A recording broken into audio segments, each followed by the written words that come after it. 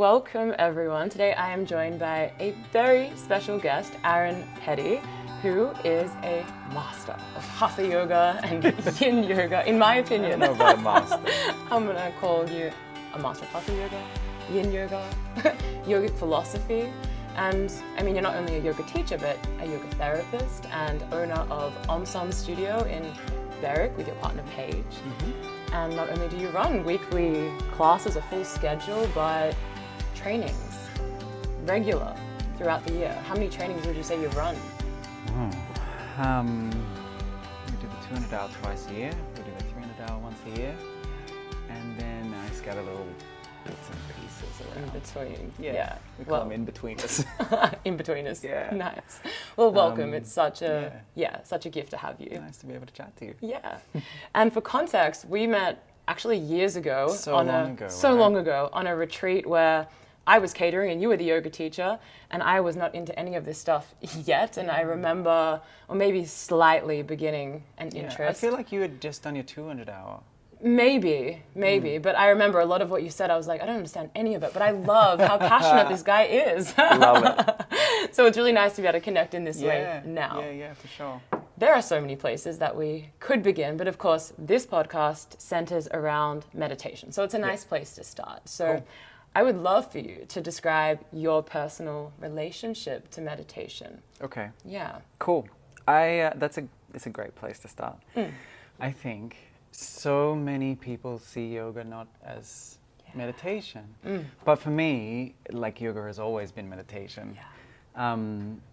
I started meditating when I was 15. Yeah, wow. So it's like 17 years now. My dad took me to it's quite local to here. It's about 20 minutes up the hill. It's called the Tibetan Rimé Institute. And the guy who lives there is called Khenpo Rinpoche. And he is a master of all the Tibetan traditions. So that was my introduction to yoga. He called it yoga.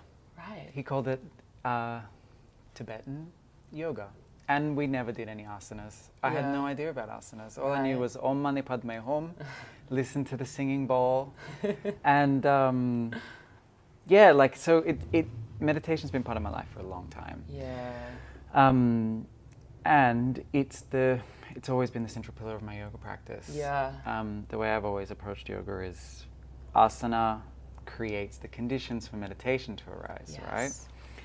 And so, I guess my relationship to meditation is it's the one thing that is space in my life. Like, maybe the intro gave it away. I live a pretty busy life. Yeah.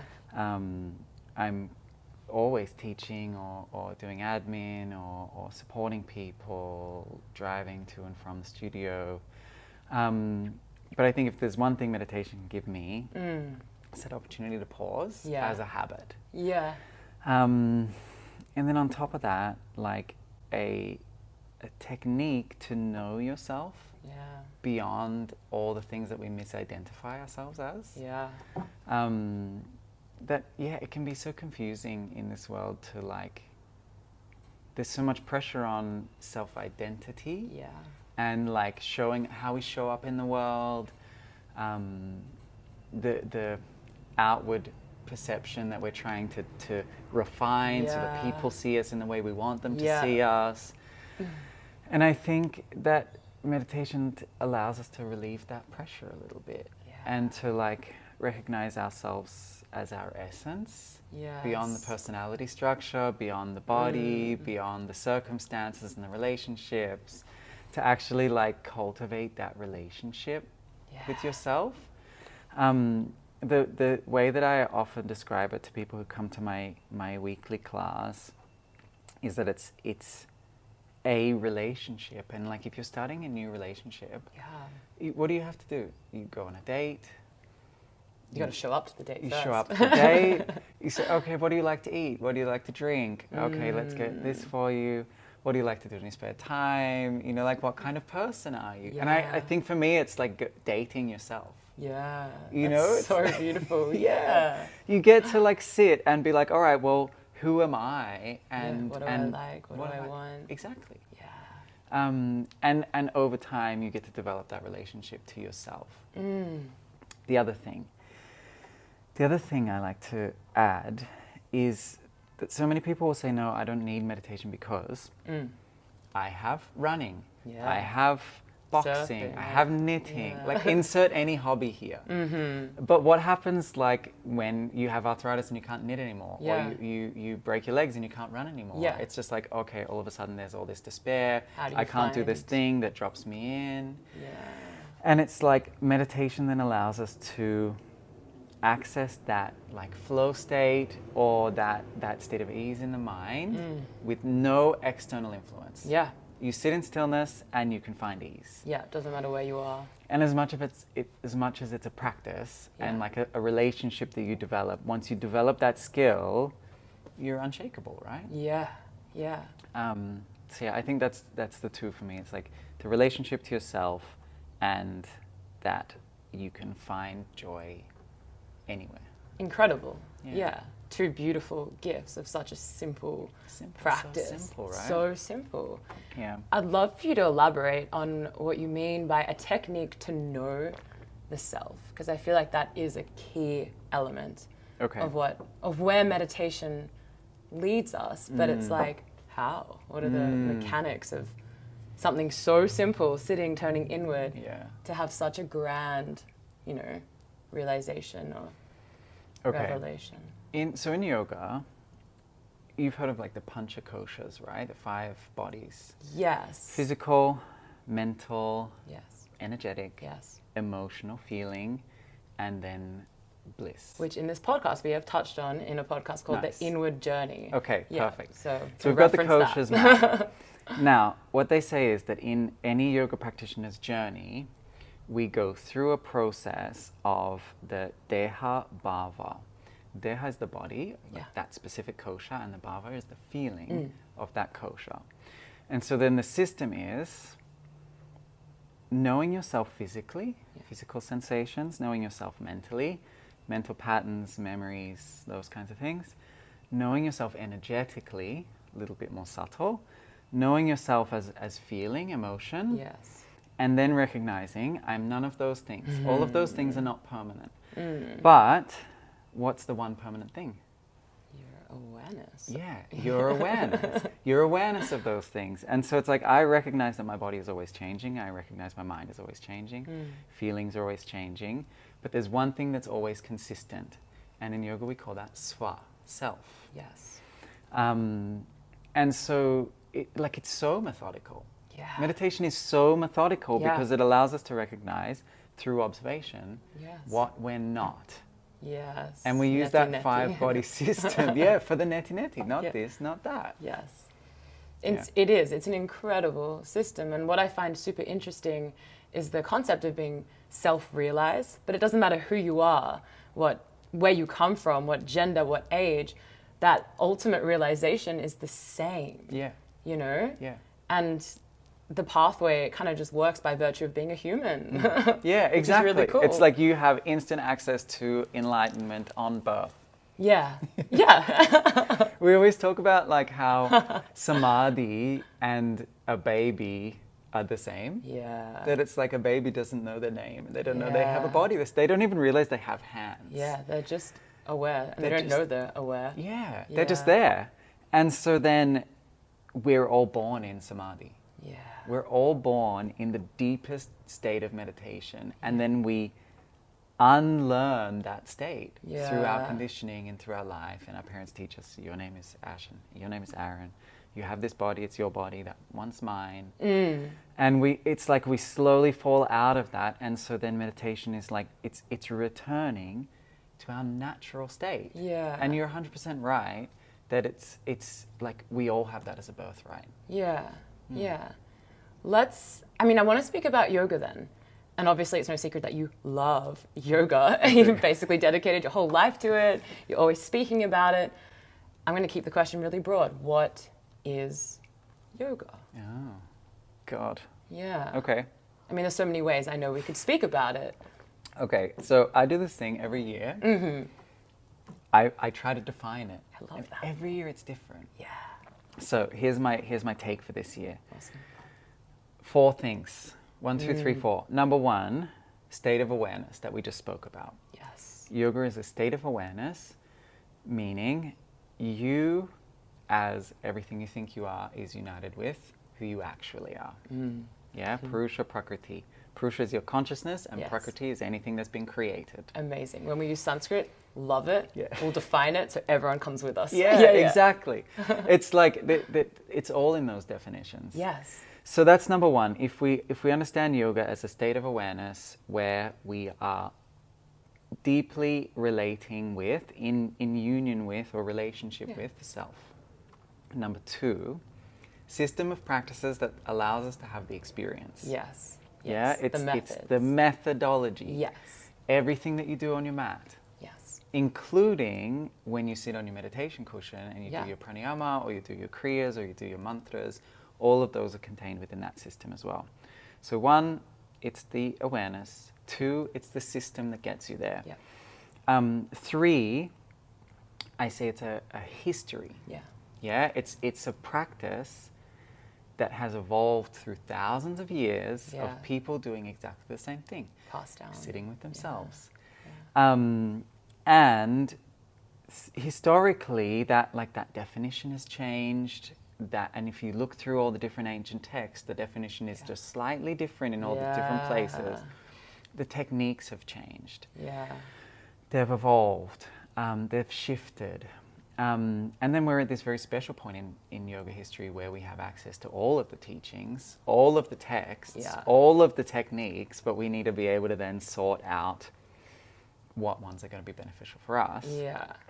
Okay, so we've got then state of awareness, set of techniques and practices, a history, and then the 4th thing that I define is that it's a culture, a living, breathing culture, where there are people who go to places that we call yoga studios or ashrams or shalas, and they do a certain kind of thing. Yeah. They take their shoes off. They drink herbal tea. Yeah. It's like yoga etiquette. Yeah. But it's like within that culture, like yoga's not really a mainstream thing, but it's a subculture. Yeah. And within that subculture, people act in certain ways, they talk in certain ways, they do certain things, and they relate in certain ways. Yeah. And so I think like part of the yoga is like going into that community and meeting all of those people and having all those beautiful connections. Totally. They're such beautiful spaces. I think this is why I love doing training so much. I feel like I'm always in a training because I love being in those cultures and in those communities. Yeah, exactly. And you meet like-minded people who are interested in self-growth, people who are different places in the journey, who have had different experiences. Yeah. And I think like yoga as a culture is like so sharing and open. Like most people are like really kind and open and generous with their knowledge, and they're willing to sit down for a chat.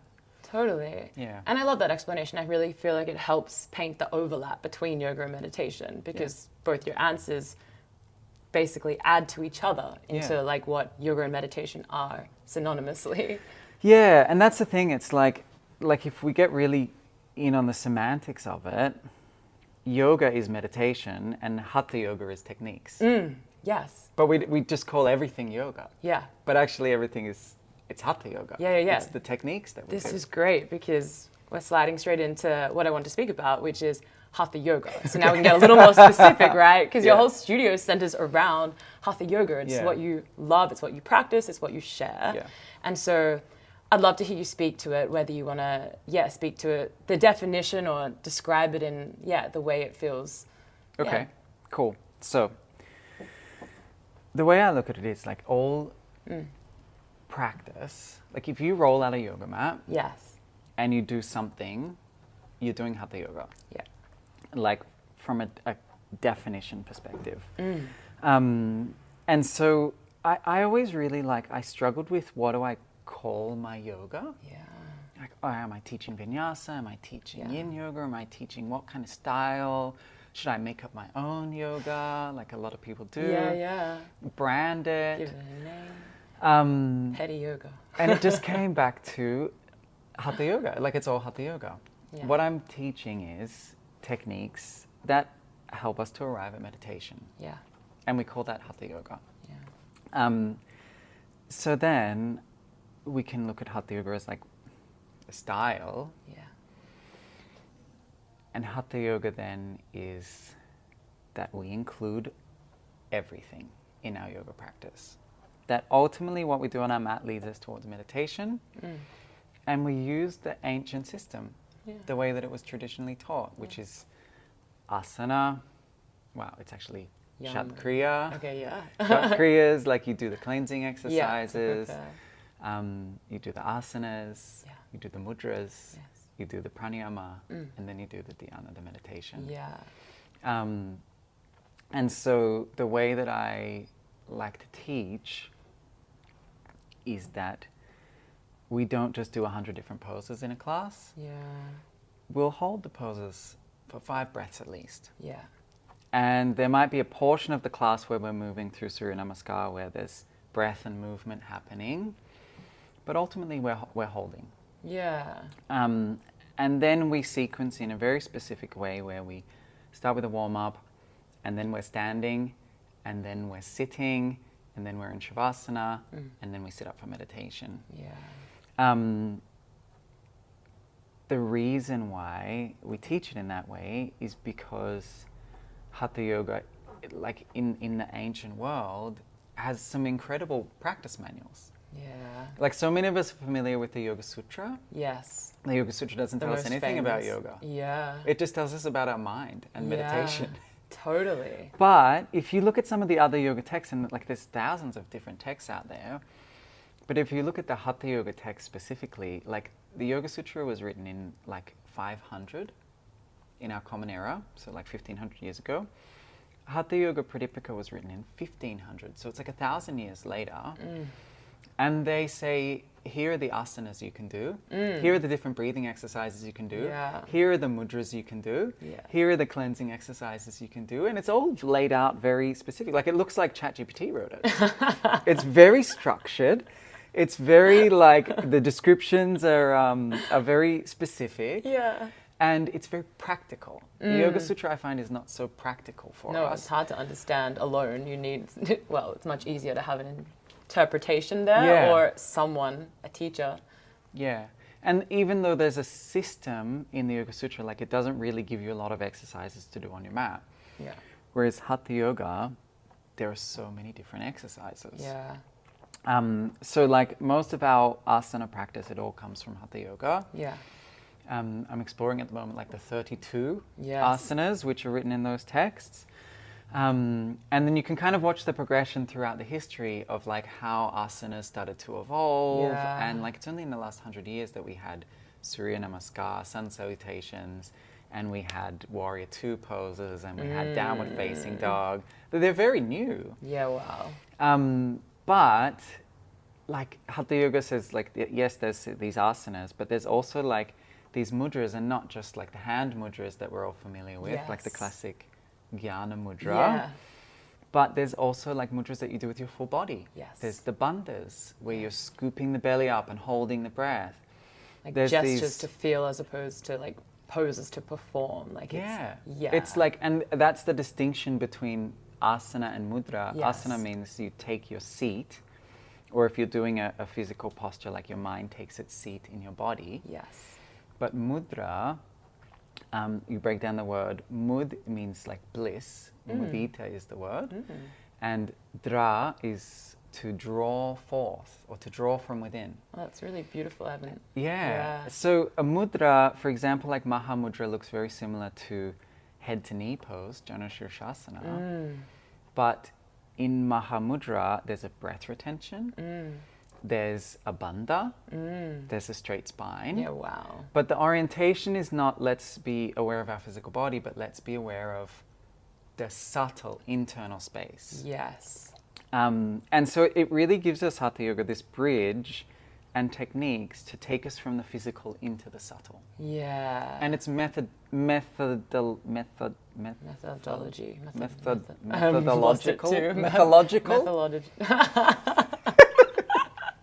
ADHD brain. This happens to me a lot. It's methodological. Insert proper word here. Insert the word. It has a methodology to it. There we go. And that methodology helps us to bridge from physical into subtle. Yes. And in the start of the Hatha Yoga Pradipika, it says, Hatha Yoga is like a ladder for those who desire to climb to the heights of Raja Yoga, which is the Yoga Sutra. Yes, the royal Meditation. path. Yeah. Raja Yoga is meditation. So Hatha Yoga comes first. We do the techniques to help us with our meditation. Yes. If you try to just sit down and meditate a lot of the time, it's very difficult for Very people. difficult, yeah.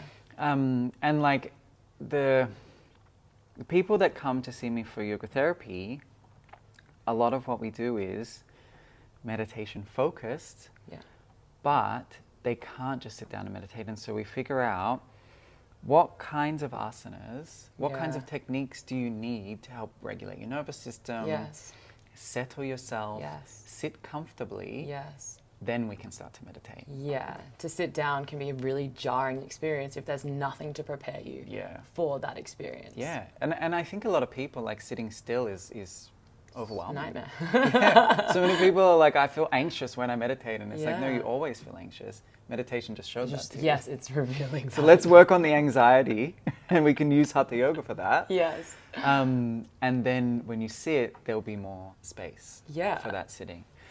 So yeah, Hatha Yoga, like it's that system of yoga techniques to help us to bridge to meditation. I mean, a lot of people will say it's more like traditional style of yoga. I think it's just a more practical style of yoga. Yeah. And people might have heard it described as like the yoga of force, which might sound counterintuitive to like, finding a flow state in yoga, letting things be in flow and not forcing. But maybe you could speak to the type of force that it's referring to. Yeah, so that word, Hatha means forcing two things together. But what you're forcing together is the Ha and the Ta. So you're forcing opposites together. Yes. And that's what yoga is all about. Yes. And so it's like union of opposites. Yeah, it's the union of opposites. And so in Hatha Yoga, they talk a lot about like sun and moon. Yeah. The sun is like your sympathetic response, your stress response. Yeah. Manifest in the physical body, but it's also like the busyness of the mind, your kind of like drive. And then they talk about the lunar force, which is rest. It's your parasympathetic response.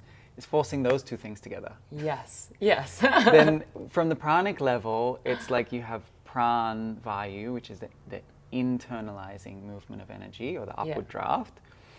Apana vayu is the downward draft. We're forcing those two things together. Yes. There's the stability of your practice, stiram, and the effortlessness of your practice, the sukham. Yes. We're forcing those two things together. Yes. It's not that we're using force in the practice, but we're forcing those opposites to unite. Yes. It's like, it's such an interesting, like maybe like a mistranslation of the word, that you should be using force in Hatha. But like, first rule of yoga is ahimsa, right? Non-harming. Yeah. And so it can't be forceful because force is harmful. Yes, as I'm saying, essentially there's effort involved to do a thing, to do a technique. Yeah, it's like you have to actually do it. You have to do it. The other way I've heard Hatha described is old lady yoga. Really? Yeah. It's yoga for old ladies. And the best thing is that like most of my teachers are old ladies. Because it's accessible to everyone. Is that what? And it's just like gentle and slow, and we move with the breath, and everything's just done a little bit more, a little less extreme. And it might look boring from the outside, but it's very nuanced with like a level of awareness that can take you. I tell you, if I like was known as the most boring yoga teacher on the planet, done your job. That's what I'm hoping for. I hope people get bored. Because like if people get bored in your class, they might like actually look in. Yeah. But if it's like if constantly stimulated. If we're constantly trying to be entertained or stimulated through our practice, or like do these chasing a fancy high things, yeah, you're never going to look in. Yeah. And what I love about your schedule is the way you actually schedule classes based on the energetic effect that you're going to receive, which is oddly unique. Like, you know what I mean? It is unique, but it makes so much sense. And so you have lunar classes and you have solar classes. And then I guess, like you said, the idea of Hatha is to, force these two energies or like to balance them. But then when these energies are balanced, it creates a third pathway, the pathway of fire. And so, I mean, when people see a fire class, they're probably thinking hot and sweaty, which maybe yes. So many people. So many people. Can we do a fire class? Yeah, but it's so much deeper than that. Yeah. Yeah. It's the Could you opposite. speak to exactly the pathway of fire? Okay, I love this because we might tread into the territory of Kundalini, but you can go there. So many people are like, it's like fire is scary. We've been taught that fire is scary. Like if there's a fire, call the fire police and they'll put it out for you because fire is bad. But like, how do you cook your porridge in the morning? Yeah, how do you digest your food? It's like you cook it on the fire. And it's like the fire in your belly is what digests your food. Yeah. It's like fire is a nourishing force. Fire is the greatest technological revolution of humanity. Like people talking about AI. AI has got nothing on fire. And so it's like when you learn to balance the sun and moon, when you learn to have an appropriate amount of stress in your life, that it's actually going to strengthen your body and strengthen your mind, build your capacity, the right amount of rest in your life, where it's actually going to nourish you, you realize that you can't have too much stress because it ends up being something that's degrading your physical body. And you can't have too much rest because you'll never get anything done. Yeah. Hatha Yoga then being yoga of sun and moon, balancing those two opposites. And the fire thing, we then have to look at this like pranic perspective. Yeah. When you look at the yogic maps of energy, you have the Ida Pingala, which they call the sun and the moon channels. Yeah. And they run, we'll just make it simple, they run either side of your spine. Yes. The moon side is the left side, and the sun side is the right side. Yeah. When those two energetic channels harmonize, it opens a third channel. Yeah. And we call that one Shushumna. Yeah. But it's that subtle fire that lights within us. Yeah. And it's the fire of yoga. Yeah.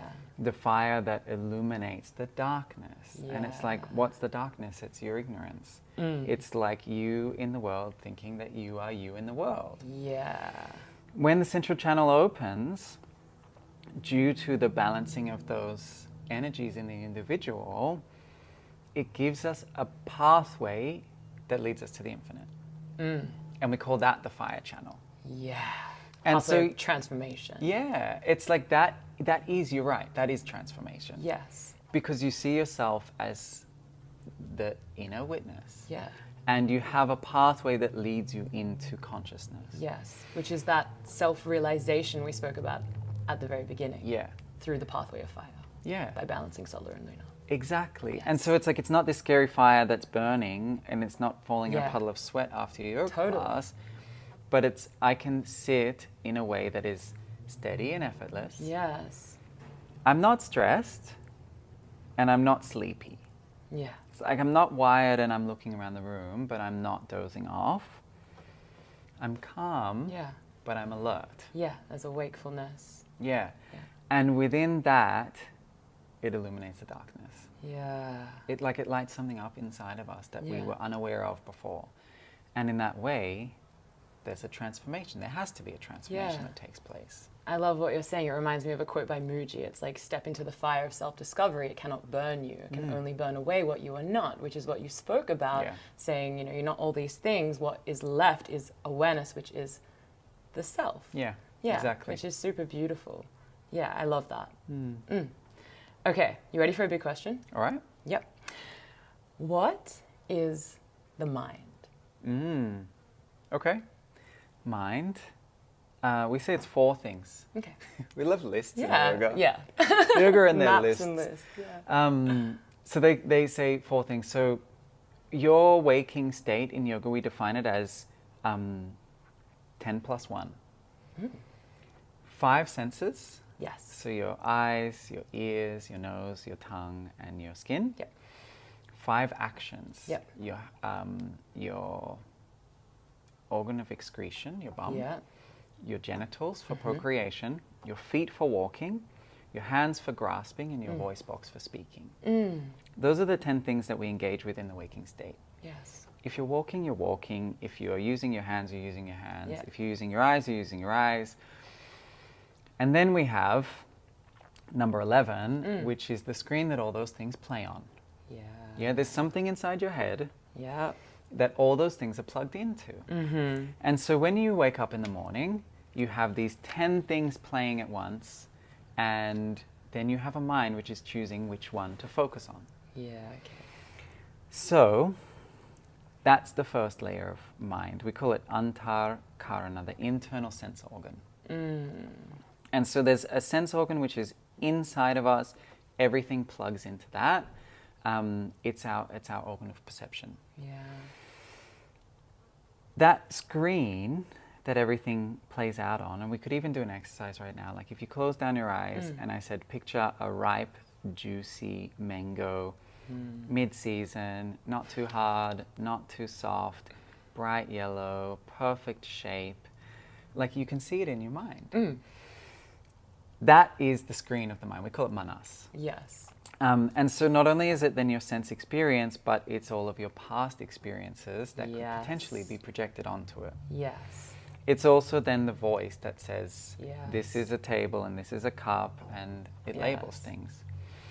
So that's number one. We've got this screen that things play out on. The second part is the function of memory. Yes. Where you have experiences. Yeah. Every experience that you've ever had Yes.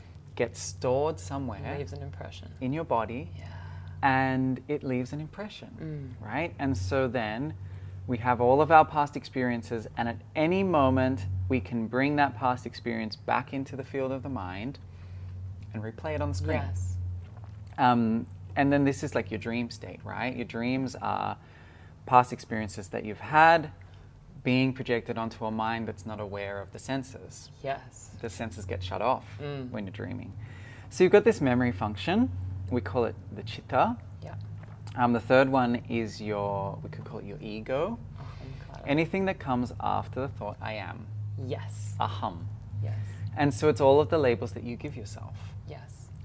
Is part of the mind. And so it's your name, your job, your relationship, your social status, All your the financial ideas status. you have about yourself. Exactly. Yes. Right? Everything that comes after that, I amness. I am full stop would be a reflection of the self. Yeah. Then that's the deeper layer. We call that the buddhi, the one who is awake. Yes. Yeah, the Buddha is the one who has been awakened, and the buddhi is the one who is awake. Yes. And so the buddhi mind, and I really don't have a good translation for it in English, we just call it the inner teacher. Cool. The inner teacher is the one who knows, the one who discerns, the one who makes your decisions, the one who just has yes or no Yeah. as its capacity, and has access to the self, the soul, Yeah. as feelings, right? You know, the gut feeling. Yeah. It's like, oh, I know I have to quit my job, or Yeah. I know I have to No leave logic and this reason, but relationship. you know. There's a feeling there. That's the fourth part of the mind, the Yeah. deeper function. So within those four kind of quadrants, we have an internal world that then we can either choose to navigate, Yes. or we can just let it run on autopilot. Yes. It's an algorithm, Yeah. right? If you take a computer and you tell the computer, Scary thought. when this happens, do this. When this happens, computer will do this. Yeah? If the wrong thing comes in, computer says no. But if the right thing comes in, computer says yes. And so your mind is very similar to a computer program where you learn habits, thought processes, personality definitions, and they just replay on autopilot. Yeah. You don't have to think about brushing your teeth. You don't have to think about driving a car. Yeah. You don't have to think about a lot of the things that you do. Your mind is doing those things for you. Yeah. We can build new ones. It's called learning. Yeah. Or we can just fall back into the autopilot ones. Yeah. But essentially the mind is like, it's the internal space that has all of those qualities, but is directing life for us. Yeah. Such a beautiful in-depth answer. Okay. How do you teach people to relate to thoughts which, erupt from the mind in the context of meditation? Yeah, I think it's really common that people want to stop thinking. Yeah. And then they get frustrated Totally. that they're thinking. Probably the biggest misconception of meditation is yeah, that it's meant to be a 100%. thoughtless space. Quite the opposite. Yeah, yeah. I mean, yoga is a thoughtless space. Yes. So I always say to people that you should not be frustrated if you're thinking in meditation. That it's good that you're thinking in meditation because that means that your brain is working. You're aware of the thoughts. Yeah. Yeah, and then that's the thing is if you notice that you're thinking, you have this golden opportunity in your meditation practice to recognize that you were thinking, that you were observing a thought. Yes. And if you can learn to observe a thought, you can recognize that you are, one, not the thought, Yeah. and two, then your thoughts have less control over you. Yeah. That you recognize that your thoughts are transient, they're always moving, they're always changing. Yeah. That classic analogy of like the clouds in the sky. Yeah. Some days it's really overcast and we can't see the sun, but the sun's always there. Yeah. And at some point the clouds break up and the sun is shining, Yeah. and then another cloud will come through and it will filter out the sun for a little bit and then it'll fall away again. Yeah. That like, yeah, thoughts in meditation, they come for all of us. I've Yeah. been meditating a long time and I still think Yeah. about what I'm going to have for dinner Yeah. whilst I'm meditating. But it's like you just learn slowly to recognize that you've become distracted. Yeah. And most meditation techniques have a focal point. Yeah. An anchor of some kind. Yeah, it's like I am meditating in, if we want to use the Sanskrit again, dharana dhyana. Dharana means to concentrate. Yeah. And dharana means single-pointed concentration. And so all meditations have an anchor point. I'm concentrating on this thing. Yeah. I'm concentrating on a mantra, Om. Om, Om, I want to have pasta for dinner. I am distracted. Yeah. Om. That's the process of meditation. Yeah. Again and again and again. Yeah, and it's like every time you get distracted, it's the best thing because Yeah. you can recognize I'm distracted. Yeah. No matter how long you've been distracted, Totally. you get to come back. And it's the coming back that's the habit. That rewires the autopilot that you spoke to. Exactly. Yeah. And you build the habit of becoming less distracted. Yeah. And when you become less distracted, you have control of the mind. Yeah. You have choice. You have, That's the gift of meditation. yeah. You get your agency back in a sense. Yeah. Which Yeah. is important if you want say in the direction that your life is moving Yeah. in. But yeah, I guess like as a meditation teacher, I teach like we call it meditation once a week. We do a little bit of asana, Yeah. shavasana, pranayama, and then we sit for about 20 minutes. I feel like a broken record in that class because I get so many beginners, Yeah. and every time after the first class I say, oh, it was great, but I couldn't stop thinking. Same thing. You don't have to stop thinking, you just have Yes. to recognize that you're distracted and come back to the concentration. Yeah. The more you recognize it, Totally. the better you get at it. Not so much the process of stopping thought, but just observing movement of thought. Yeah. Yeah. Yeah. And I think that the thing is that a lot of people get hung up in this idea of like, I have to stop the thoughts, but they forget about the concentration. Yeah. That they get lost in like, oh, there's so many thoughts and I'm observing all these thoughts. And if I'm only observing the thoughts, there is no meditation. Yeah. And so it's actually like that process of we come back, we come back, we come back. Yeah. Training that. Totally. Like flexing the muscle and, Yeah, and growing yeah. it nice and strong. Yeah. But it's like years and years and years and years and years of practice. Totally. And then like on top of that, you also like have to make sure your leg's not going numb and your back's not hurting. And Yeah, you all still those attend to things. the body. Yeah, as well. And this is a question I want to ask you because I feel like a lot of people feel that yoga and meditation is about chasing high states of consciousness. Curious how you measure whether the yoga is working, whether like what is a measure of practice, and Okay. progress. Tolerance. Yeah. Nice. Yeah. It's like you're a more tolerant person. Yeah.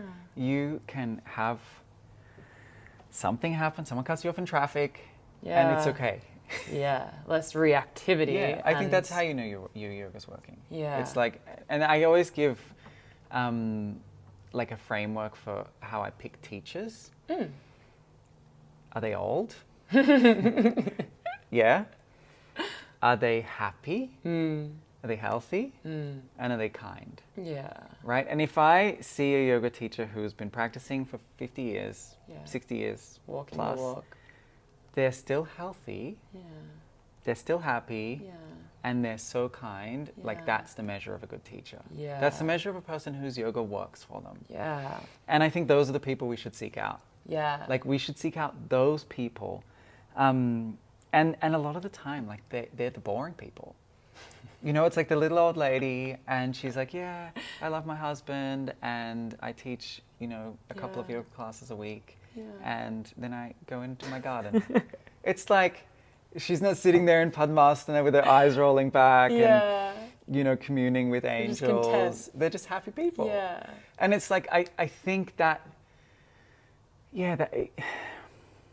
that chasing spirituality is another trap in itself. It's a trap. Yeah. It's like spirituality is everywhere. Yeah. Spirituality is when the mind doesn't exist and you can come back to that natural state of the mind that we spoke about. Yeah. You can witness from the perspective of the witness without all the other things. Yeah. And you know that classic saying, chop wood, carry water. Before enlightenment, chop wood, carry water. Yeah. After enlightenment, chop wood, carry water. Yeah. But it's like applies to anything that you do. Before enlightenment, drive to work. After enlightenment, drive to work. Yeah. Do your emails. Yeah. Do the dishes. Yeah. You know? Yeah. Cook your lunch. Because even if you touch a high state of consciousness, it's not permanent either. Yeah. Like, which is the whole point. Yeah. And like we don't really live in a society where that's possible. No, like, if you're engaging in the world. Yeah. If you live in the modern world, unless you go live in an ashram, or you are a hermit in the mountains, it's not practical. No. It's not practical to be in an ecstatic state of bliss 24/7. Actually, like if I decided tomorrow, like I'm gonna go full power on my meditation, I'm gonna go out into the park here, I'm gonna sit in my lotus position, I'm gonna do my pranayama, I'm gonna go into samadhi, like I will get picked up by the cops and put in a mental institution. And I will say, I am God, and they will say, take your medication, sir. Like our societies doesn't value that. They don't value that at all. No. And so, like, we then have to be householder yogis. Yeah. We have to be able to engage in the world, but inwardly be connected to something deeper, something greater. Yeah. And something that's inherently joyous. Yeah. Yeah. Have you ever heard in the Yoga Sutra, it's in the first chapter, I think it's 1.32, Vishok va Jyotishmati. It's like a definition of self. Right. Vishok means without suffering, without sorrow. And Jyotishmati means the light inside. Yes. And so it's like that's all it is. It's not anything else. It's not colors and spirits and you know, sitting in the wilderness for 40 days. It's like inward communion with God. The light, that the lives. light of the self. Yeah. And this is a really nice time because I wanted to ask a question around consciousness. I guess we use that word a lot, so it's nice to speak about what that actually is. But also I'm curious, especially with you, why do you feel understanding and exploring the nature of consciousness is so valuable? That's a great question. I like the word consciousness, but like it's kind of nuanced, and I think like I've had many conversations with like really scientific type people, and the scientific perspective is like matter created consciousness. Yeah. It's like Darwinism that we all learnt in school, and it's built into our worldview, not intentionally, but it's because that's what we learned. Yeah. You go to school, there was a Big Bang. The Big Bang created balls of gas. The balls of gas condensed, and then eventually that gas became liquid, and then the liquid became solid, and then the microbes formed within the liquid, and then the microbes within the liquid came onto the land, and they learned how to use oxygen as their primary source of energy. And then they developed vertebrae, and then they began to become bipedal and stand on 2 feet. And then they became humans. Yeah.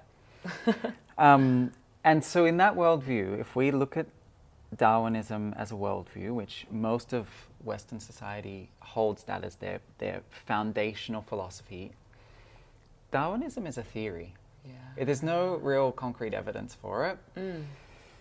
The yogic perspective is the opposite. Yeah. Consciousness created matter. And now science is starting to come on to that wavelength with like quantum physics, quantum theory, that like a particle only exists if there's someone to observe it. Yeah. If there's no consciousness observing the matter, it simply doesn't exist. Yeah. And so then consciousness is observation. Now, what I think is really interesting is that we have this really modern idea of consciousness, and then like if you look back even just 100 years or a couple hundred years, consciousness then becomes God. The word that they used for consciousness was God. Yeah. I grew up in like a Catholic family. Yeah. I was baptized and went to a Christian school. We had to do church service. I was really like anti-religion, and because I was anti-religion, I would call myself an atheist. And an atheist is an atheist, someone who doesn't believe in any God. But the reason I didn't believe in a God was because I didn't subscribe to the idea that God is a man in the sky. Now, I went to the Vatican this year, which is like the main Catholic church in Italy, and I did a tour of the Vatican Gallery, and the last place that they take you in the Vatican is the Sistine Chapel. Yeah. And in the Sistine Chapel, this beautiful room, they try to make everyone silent. No one's ever silent. But they say, you're not allowed to talk in there, you're not allowed to take any pictures. One of the most sacred points in the Vatican. And there is this big picture on the wall. And it's God as a man, a white man, with a long beard. And he's reaching out. We all know that picture. Yeah. And, you know, the people are climbing off of the earth, up through the clouds. The angels are helping them. And then there's also the gates to hell, and Satan's trying to drag them down into hell. That was painted in 1500, and it was the first depiction of God as a human in history. Wow. And it's really quite recent.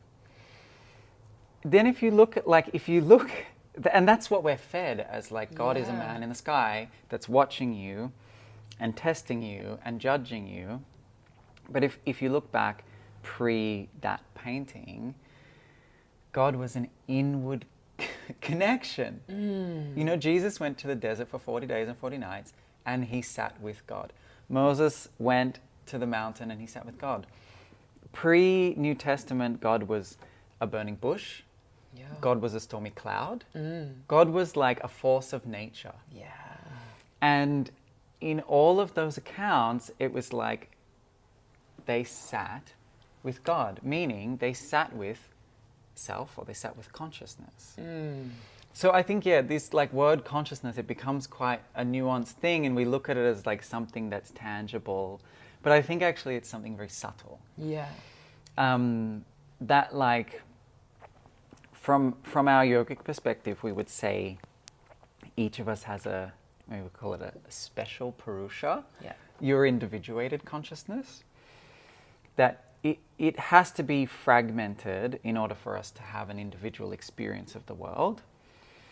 But we also realize through science that there's a universe, one universe, one field of matter that's seemingly infinite, but all things are contained within it.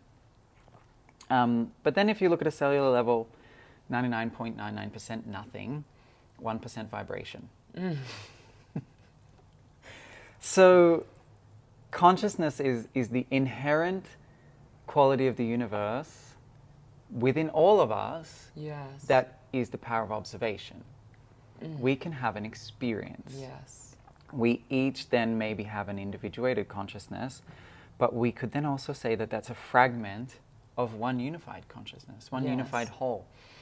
And if we know through meditation as an experience that we are not this body, and we're not this mind, and we're not these emotions, and we're only consciousness, very quickly we learn to call out the illusion that we are separate, and we inwardly connect with that consciousness, if that's what we want to give it.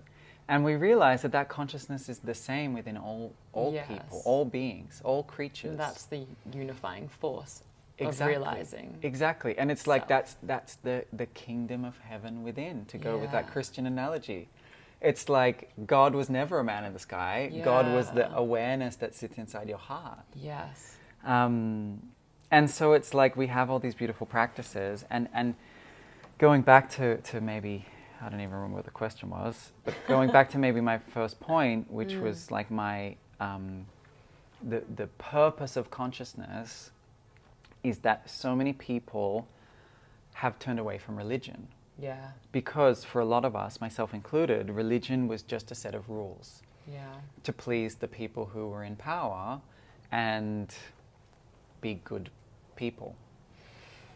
But it forgot inward communion. Yeah. And so I think that's the important piece on consciousness. That's why I think it's so important for us, is because it allows us to have spirituality. Yeah. It allows us to have an inner connection with whatever you want to call that. And I know that the word God is triggering for a lot of people. Universe, consciousness, divine, infinite, whatever you want to call it, it's the same experience.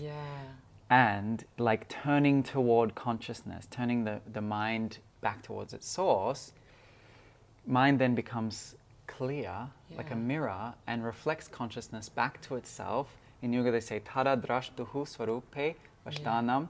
Then the seer becomes itself. Yes. Or then the seer abides in its own true nature. Yes. It's like that's what we're all yearning for. Yeah.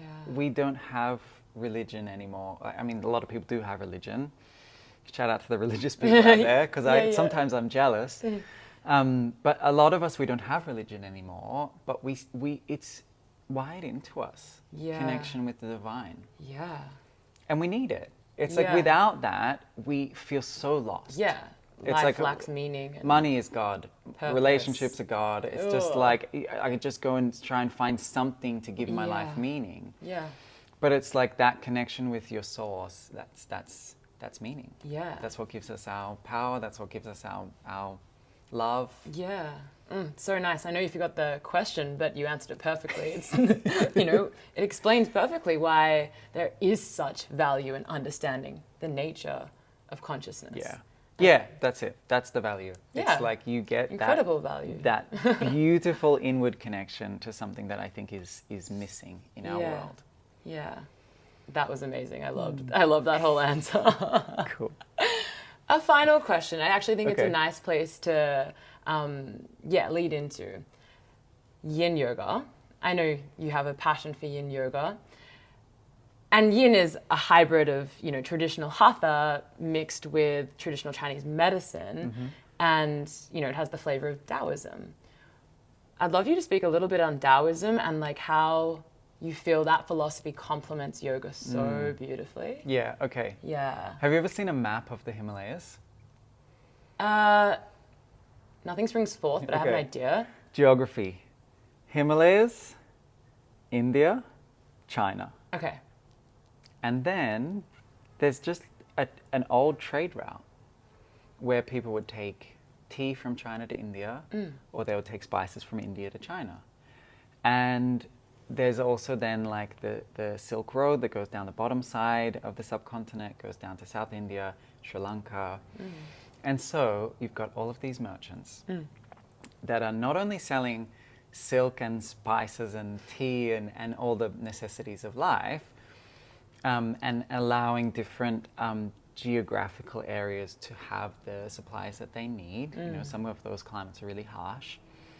They need milk and they need tea and they need vegetables. But not only are they taking like commerce, products, but they're also taking ideas. And there's no social media back then. Yeah. And so these philosophical ideas, ponderings on life through meditation, get carried through these trade routes. And so then what you find is Taoism in China, yoga in India, using different languages to speak to the exact same thing. Wow. and it's so similar, right? In Taoism, they say any word that speaks of the Tao moves you further away from the Tao. Yes. The Tao is a thing that nourishes all things. In yoga, they would call that Om, or Ishvara, right? It's like there is a non-manifest reality that causes reality to transpire. And the analogies in Taoism are really great, but they might say like, you use clay to shape the cup, but it's the empty space inside that you use. And so they talk about the Tao as emptiness. It's the emptiness inside all of us. And that manifests as the multitude of things in the world. And then it becomes duality, that there is unification, which they call Tao. In yoga, we call it yoga. And then it becomes polarity, which they call yin and yang. And we call ha and ta. Literally. Yin, yang, hatha, hatha yoga. And then in Taoism, they call it wu wei. Circling back beautifully here. They call it wu wei, right? It's like you balance the opposites. The yin and the yang are balanced, and the path that sits in the middle of those opposing forces is the path that leads us to the Tao. Non-duality, not two. So, I mean, it's such a beautiful tradition. What I love about it is like just the poetic nature of Taoist texts. Like yoga is very like, here is the list, here is the instruction, here is the practice. And Taoism is kind of the opposite. It's just, it's all analogies. They just give endless analogies. And I love analogies. So it's something that's really resonated with me. And so then, like, there's so many practices within Taoism that I think a lot of people, like yoga is so popular for like reasons historically. But Taoist practices are not so popular. I was telling you before, I go to a Tai Chi class once a week. Tai Chi is a Taoist practice. Qigong is a Taoist practice. And then there's also inner alchemical practices like Kriya Yoga, meditation practices. They're very similar. Like when I do Tai Chi, we walk, they call it Tai Chi walking. And we take a step, and then we do Warrior One. And then we lean back, and then we take a step, and then we do Warrior One. They call it forward stance. And so you move through your Warrior One, and then when you take a longer step, it becomes Warrior Two. And when you do, they call it the horse stance, you're doing Goddess pose. The stances are very similar. The premise of the practice is very similar. Use movement to move energy. Use movement to enter into a space where the thinking mind disappears and the mind comes home into the body. And find a balance within those practices between the yin and the yang. Yin Yoga is an interesting fusion because it's a modern fusion where we just take the yin to filter out the yang because our lives are so busy. That like we are constantly doing, especially here in Melbourne. I don't know if you noticed coming back from Bali. The pace here, it's just go, go, go. And so like in Melbourne, I get pulled in. And I don't know where your listeners are based in mostly, but in Melbourne, it's like all the yoga studios, vinyasa and yin. Vinyasa and yin. And that's the yin and the yang, because vinyasa is a very busy practice. Yin practice is not a busy practice. It's not a forceful practice. It's not an effortful practice. It's lay down and relax. Don't do anything. Hold the pose. Don't use your muscles. For most people, it's more challenging than vinyasa. But it meets a modern need because our modern lives are more busy than they've ever been because of our phones and our social media and our work.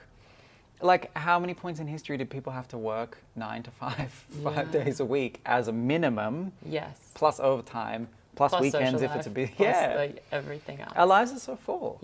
And so if we have developed a yin deficiency, meaning we're too young, we use the yin to balance. It's the I always give the warning that yin is not a complete practice. It's not something we can do long term. Yeah. It's not something you should do long term. It's Yeah. not something you should strive towards, because it's only one half of the equation. Yeah. When I do like my Taoist practices, they have yin and yang styles. Yeah. We do yin style Tai Chi, and it's very slow movements. There's no force involved. And then on a Tuesday night, I go to a sword class. I have a sword now. Cool. But the sword is a yang style practice. Yeah. And we will do something and then we'll go pa! Yeah. And it's like this really quick release of energy. Which is like very, like it reminds me of like Kapalabhati or like the really forceful yoga techniques. But within Taoism, like and it's something that we don't see a lot in Yin Yoga because we only see the yin, but they have that duality in their practices. And I think it's really interesting that it's like not so popular. Like you don't really see a Tai Chi studio. No, you it doesn't really exist. don't. Like my Tai Chi studio, Qigong, they don't. Yeah. it's like we do Tai Chi and we do Qigong, and like the teacher is 70. He's like a 75-year-old Chinese guy. Yeah. And I'm the only person under 55. The image most people have is the old people in the park moving in slow motion. In the park. Yes. Yeah, but like they're actually very capable old people. Yeah. They move incredibly. They're Yeah. super strong. They're super calm. They're all very happy and joyous. Yeah. But yeah, I just think it's so interesting that like Yin Yoga is so popular as a Taoist practice. Yeah, but really it's not a interesting. Taoist practice. Taoist practices are so unpopular, Yeah. but we can get so much from them. Yeah. And I think for me, like Yin Yoga was like a bridge into the Taoism stuff. Yeah. And like I still teach it because I know there's such a need for it. Yeah. That so many people, like they're not going to come to meditation because they can't stop thinking. Yes. They're not going to come to yoga because they're not flexible enough. Yeah. But they'll come to a yin class Yes. because they don't have to do much. And also it's that 75 minutes in the day where they don't have to be on their phone. Yes. They don't have to answer their emails. Their kids aren't yelling at them. Permission slip. Exactly. Just permission to rest. Yeah. And if there's one thing Yin's good for, it's permission to rest. Yeah. So yeah, like the way that we teach it here, we use like a little bit more of a yogic context to make it a bit more of a yogic practice. Yeah. I find that the Taoist stuff, like if you are struggling with Sanskrit, why introduce Chinese? Totally. Why introduce Mandarin to it? It's like it's not really that practical. And then like we learn in yoga like the pranavayus, and we learn about Ayurveda, and then it's like a 6-year course to learn Chinese medicine. Completely. So like we try not to overwhelm and confuse, and so we kind of take a little bit more of a yoga forward approach to Yin Yoga. Yeah. And then use the basic Taoist principles to inform the nature of the practice. Yeah. Yeah. Beautiful, because it is. I've felt that before. I'm like, wow, I have to learn this whole body of knowledge, and like it looks, it just feels intimidating. Yeah, and like a 50-hour training after your 200 hours of yoga training, and it's just like, okay, here's a whole new science to learn. Completely. You're not going to learn that in 50 hours. Yeah. It's like, no. it's Just almost scrape the pointless surface. trying. Yeah. Unless you want to go and give it yeah, unless your that's all. the direction you want to go. Yeah, and then you give it years and years and years. Yeah. All right. If people want to connect with you and like maybe even come along for a training, what is coming up and how to be connected? So I think the best thing is maybe just Instagram. Instagram's the easiest. OmSom at omsom.yoga. Yeah. OmSom's just our handle everywhere. Yeah. On the internet, if you type in www.omsom.yoga. Cool. It's easy. It's I all tried on to make there. it really simple. So everything's on the website. You can find our upcoming trainings. We've got always trainings, retreats happening. We've got the studio here in Berwick. I've got a few online trainings. I've got the 50-hour Yin Yoga training, 100-hour Hatha training, and we have like a monthly membership where we study philosophy and practices and all that kind of stuff. And then my personal handle on Instagram is just my name, Aaron Petty. Yeah, and it's an incredible page. And honestly, like everyone, the community you've built is just so impressive. It's so beautiful how much you have committed your life to supporting a community through the art of yoga. Yeah, I think it's what we were saying the other day. Like you were saying how I always wanted to do the 200 hour for free. Yes. And I always just thought that. I was like, why do I have to pay $5,000 to learn this basic knowledge that everyone should know. Yeah. And so from that moment on, I was just like, make it all free. If you want to, like, you can pay to come to the 200 hour. Yeah. You could pay, or you could just like listen to the podcast and you'll get the more OmSom content. podcast literally at the moment has essentially all the knowledge of a 200 hour freely available. It is the most incredible resource. Yeah, and I mean that's like my deepest desire is that people know yoga. Yes. Not just as the information, but as an inner experience. And so that's what I try to do. I love that. Incredible. You're amazing.